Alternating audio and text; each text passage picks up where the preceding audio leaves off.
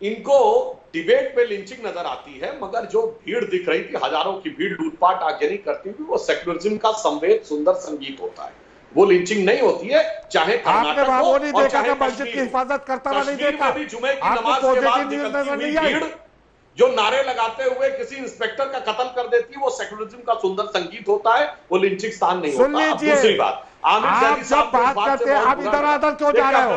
बात कर्नाटक पे करो ना, मैं कर्नाटक पे बात कर रहा हूं, कर्नाटक पे बात करो।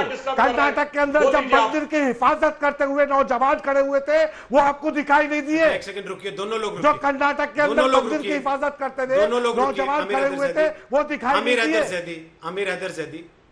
आमिर हैदर जैदी मस्जिद की हिफाजत करते हुए जो नौजवान खड़े हुए थे, मुझे बताइएगा सर बाद में जब आपके पास आऊंगा कि वो किससे मस्जिद को बचा रहे थे? पाकिस्तान की सेना आ गई थी वहां हमला करने मस्जिद पर, या फिर अफगानिस्तान से कोई जहाज आ गया था हमला करने? नहीं, वो किससे बचा रहे थे? ये बाद में आके पूछूंगा सर, बाद में आकर पूछूंगा। मंदिर को जो बचा रहे थे वो किससे बचा रहे थे? अब थोड़ा रुक जाइए, क्योंकि आपने सुधांशु को भी सुना नहीं, आप लगातार चिल्लाते रहे। मैं थोड़ा रोकते हुए, एक सेकंड सर, एक एक करके बोलेंगे, एक एक करके बोलेंगे, बारी बारी चारों लोगों को अपने अपने टर्म पे बोलिए। सुधांशु जी बारी बारी रुकिए ना, एक सेकंड रुकिए, लगातार बोल रहे हैं।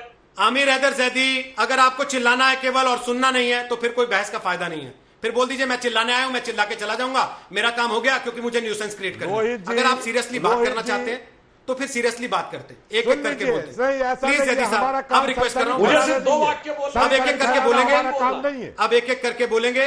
सुधांशु जी, फिर तस्लीम रहमानी, फिर सोनम, और फिर आमिर हैदर जैदी, वापस आपके पास आऊंगा। आपके बाद तीन लोग बोलेंगे, आपने पर्याप्त बोला।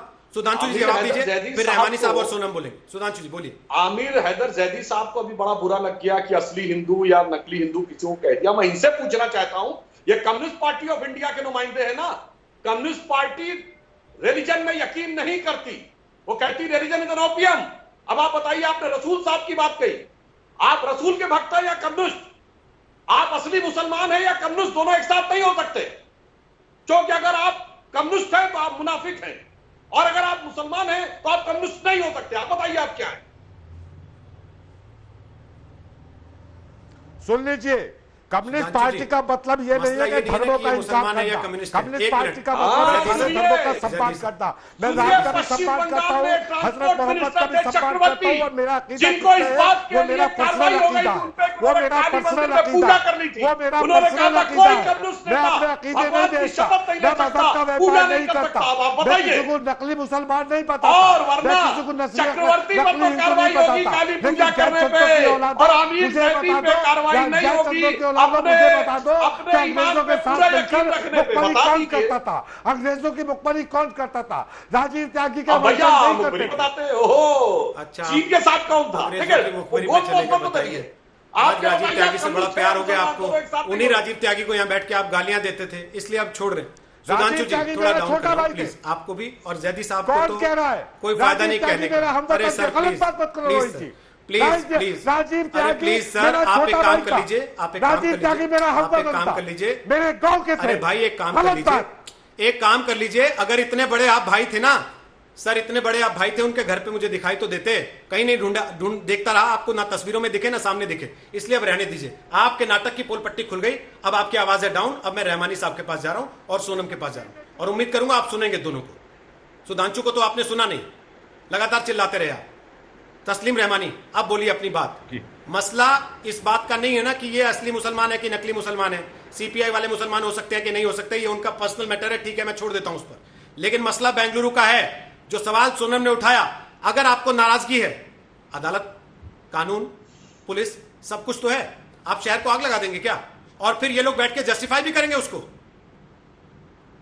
देखिए, सोनम जी ने जो बात कही कि ये पोस्ट जवाब में आई थी, मुझे उसका इल्म नहीं था, और अगर ये पोस्ट जवाब में ही आई थी तो जो पहली पोस्ट थी उस पर क्या कार्रवाई हुई, ये भी एक सवाल खड़ा होता है कि पुलिस ने उसको क्यों। साइबर क्राइम एक्ट मौजूद है और पुलिस के पास सारे का सारा चीजें मौजूद है, उस पर पहली पोस्ट पर जो एक्चुअल पोस्ट सोनम जी जिसे रेफर कर रही हैं उस पर कार्रवाई नहीं हुई। 5 अगस्त को इस लड़के ने कहा, उस पर कार्रवाई नहीं। इस सब के बावजूद मैं ये कहता हूं कि वो हिंसा जो हुई वो गैर इंसानी हिंसा है और उसे नहीं होना चाहिए था।